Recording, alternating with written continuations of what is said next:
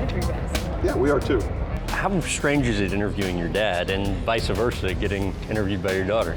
You know, now this is probably the 4th or 5th time I feel like we've done an interview, so it really is helpful because it takes a lot of the nerves, a lot of the stress off. So being able to kind of talk to him a little bit before and say like, hey, how's this question? Do you think this would be something you'd be wanting to answer? You know, it's not something that you can get with many people. So it helps me a lot from my side of it, for sure. I feel like it's been more difficult for me, just because there's a part of you that's paying attention to the question, rooting for the person giving you the question, and then getting kind of discombobulated and not thinking about your answer. What were you saying to me earlier about when she interviewed you on NFL Network? Man, that was the first time, and that was a live shot. It was a live studio shot where Lindsey Rhodes had kicked it to Megan, and like right away it was a 93-mile-an-hour fastball, high and in, and it was about our playoff loss. That was a good answer. Yeah, it was a good question. What did you guys talk about last Well, night we after talked the about, game? I kind of pulled a prank on her yesterday. It's very common for a reporter maybe early pregame to not interview a player, but just to have a conversation like, hey, how you feeling tonight, what have you, and it might be 10 words.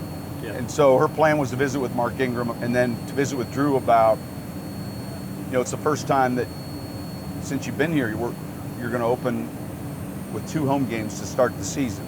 And we're coming out of the tunnel, and I saw where she had just grabbed Drew quickly and she was talking to him, and I kind of stopped and I walked back and I said, hey, not during warmups. And she looked at me and I said, I'm just kidding. And I said, that's what you got to prepare for, because periodically it gets emotional. And she was just like, her heart was racing.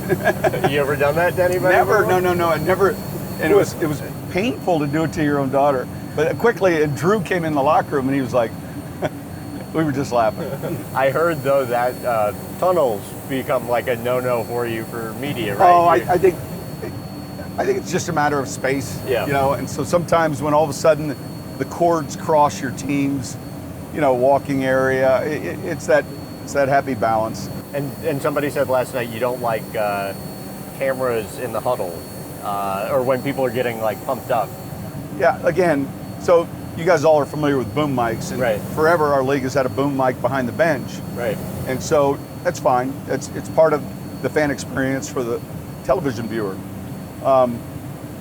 So as they wanted to get closer, these boom mics now are like 10 feet so every once in a while you'll step in a huddle and we're talking about something and it'll be and I'm like, can you really back this up? Because it's annoying, or because you want to be able to have private conversations that Both. everything's not recorded? Yeah, both. Which is understandable. Both. Look, the media and especially the people at NFL Films do a great job of capturing our game.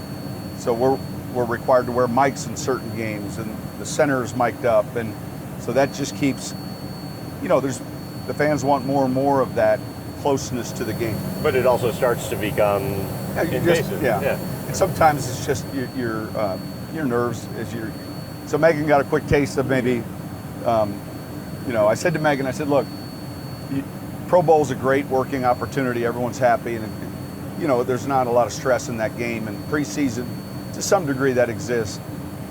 I said, you cut your teeth when you have to do an interview with the losing coach after a playoff game.